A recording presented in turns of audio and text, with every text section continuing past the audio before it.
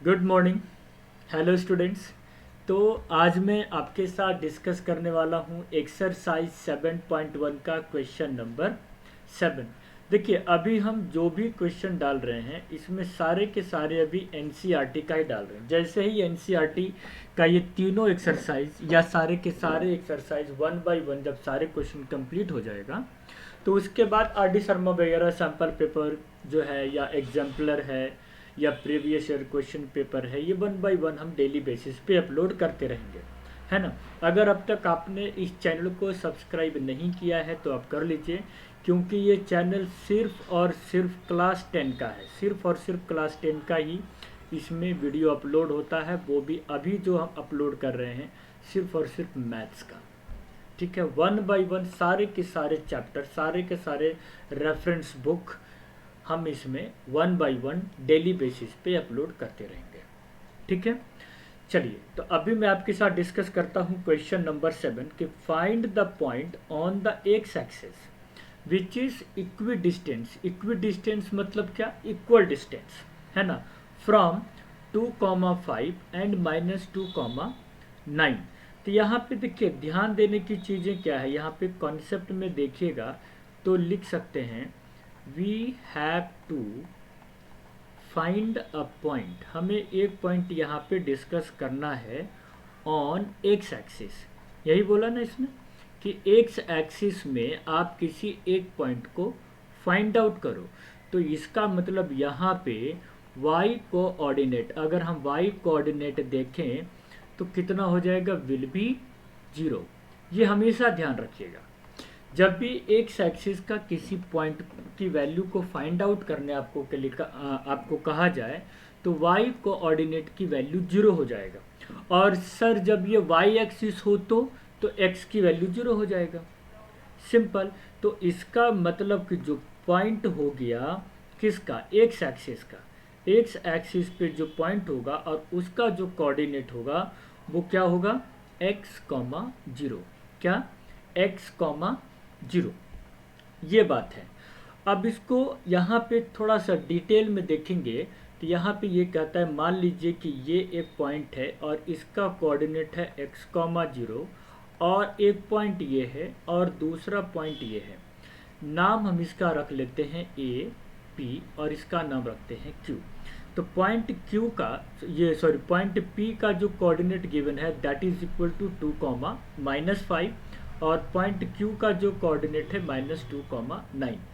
Question में इसने बोला है क्या है? ये इक्वी डिस्टेंस है, मतलब इक्वल डिस्टेंस है। यहाँ से जितना डिस्टेंस है इस कोऑर्डिनेट से सेम उतना ही डिस्टेंस यहाँ से भी है। इट मीन्स कि अगर हम ग्राफ वाइज समझें तो ए पी और ए क्यू दोनों की वैल्यू सेम है। ए पी और ए क्यू दोनों की वैल्यू यहाँ पे क्या है? सेम है।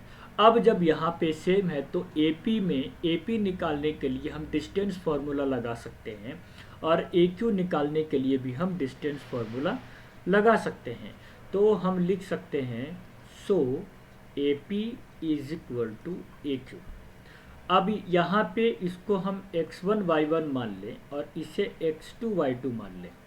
तो AP का डिस्टेंस फार्मूला निकालने का फार्मूला क्या है? x2 माइनस x1 का whole square plus y2 minus y1 का होल स्क्वायर। अब यहाँ भी AP और AQ का भी निकाल सकते हैं सेम डिस्टेंस फार्मूला से।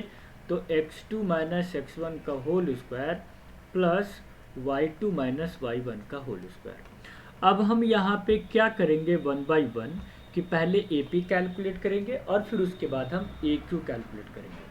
AP देखते हैं तो x1 y1 है और ये x2 y2 है। ठीक है, तो x2 माइनस x1, x2 हमारे पास कितना है? 2, तो लिखेंगे 2। x1 है x, तो माइनस x, 2 माइनस x का whole square plus y2 minus y1, y2 कितना है? -5, और y1 हमारे पास है 0, तो -5 माइनस 0 का होल स्क्वायर। अब निकालते हैं क्या? AQ। तो AQ के लिए x2 माइनस x1, x2 कितना है? -2, x1 हमारे पास गिवन है that is equal to -x का whole square, y2 minus y1, y2 है 9 और -0 का होल स्क्वायर। अब यहाँ पे देखना क्या है कि दोनों साइड स्क्वायर है। अब जब दोनों साइड स्क्वायर है तो हम यहाँ पे डायरेक्ट लिख सकते हैं स्क्वायर बोथ द साइड। जब दोनों साइड में स्क्वायर कर देंगे तो इधर से भी रूट हट जाएगा और इधर से भी रूट हट जाएगा, मतलब लेफ्ट साइड का भी रूट कैंसिल और राइट साइड का भी रूट कैंसिल। तो हम डायरेक्ट लिख सकते हैं 2 माइनस एक्स का होल स्क्वायर और -5 -0 मतलब -5, तो 5 5 जा 25। इधर क्या हो जाएगा -2 माइनस एक्स का होल स्क्वायर, 9 -0 9 9 जा 81, तो लिखेंगे +81। ये हमारे पास हो गया। अब क्या करेंगे a माइनस बी का होल स्क्वायर, तो a square plus b square -2ab plus 25। यहाँ भी a माइनस बी का होल स्क्वायर, तो a square plus b square -2ab, तो 2 2 जा 4x प्लस 81।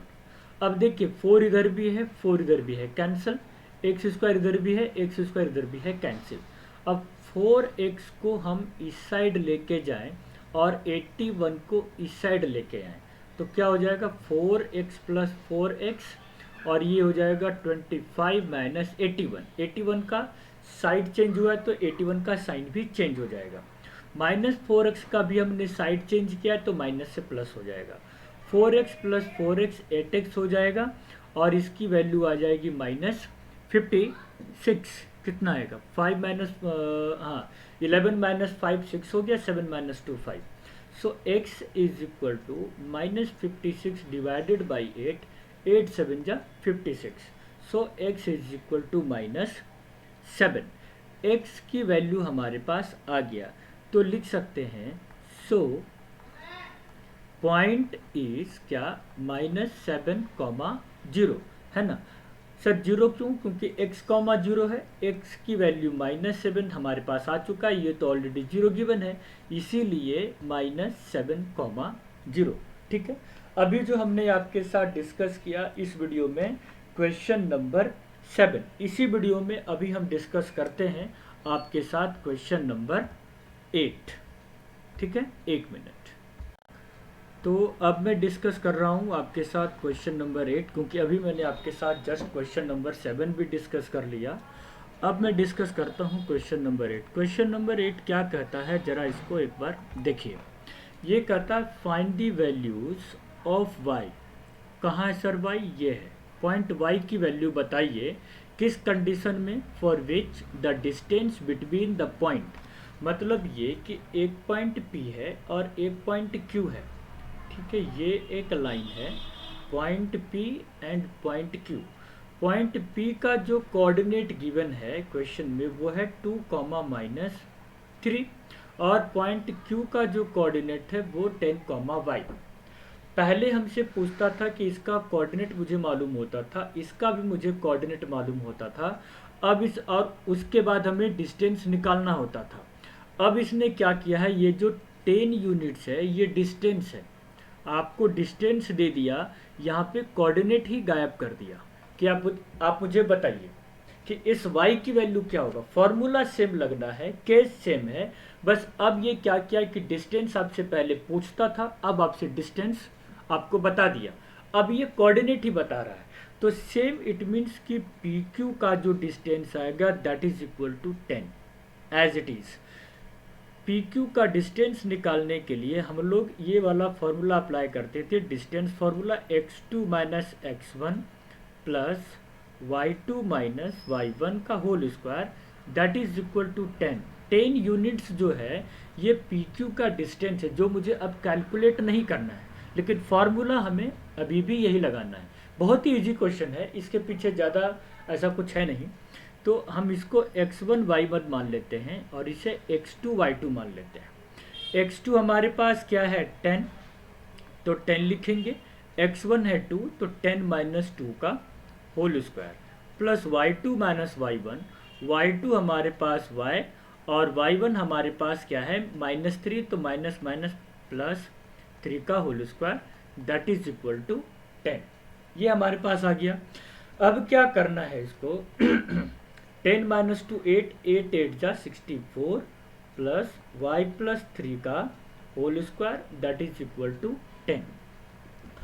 अब हमें यहाँ पे करना क्या है कि एक साइड रूट है, एक साइड रूट नहीं है, तो हम यहाँ पे क्या करेंगे, लिखेंगे स्क्वायर बोथ द साइड, दोनों साइड में हम स्क्वायर करेंगे। तो सर इससे क्या होगा कि जो 64 है प्लस वाई प्लस 3 का होल स्क्वायर, इधर से रूट हट जाएगा, लेकिन ये जो 10 है 10 का स्क्वायर करेंगे तो 10 10 जा 100 हो जाएगा, क्योंकि 10 के साइड में तो रूट है नहीं, स्क्वायर करेंगे तो 10 इंटू 10 100 आएगा, लेकिन इधर से रूट रिमूव हो जाएगा क्योंकि हमने स्क्वायर किया है।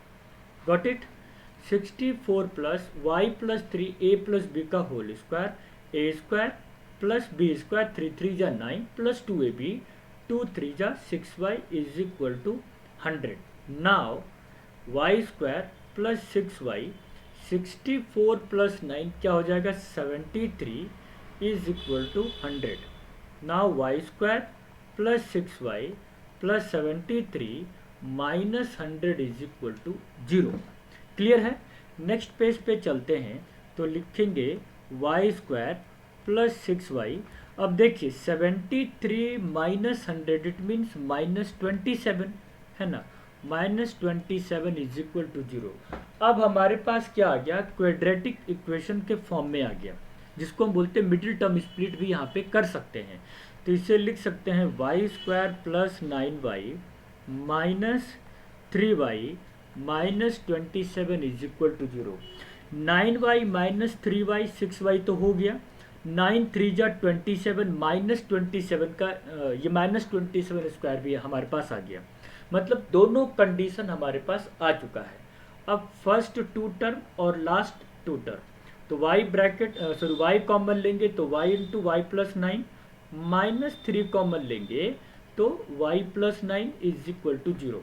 अगर आप इसको क्रॉस चेक करना चाहें कि आप गलत कर रहे हैं या सही, तो ऐसे कर सकते हैं कि minus plus minus, minus 3 into Y तो minus 3y, minus plus minus आ गया 3 9 जा 27, ऐसे भी चेक कर सकते हैं, और ये दोनों वैल्यू हमेशा सेम होना चाहिए।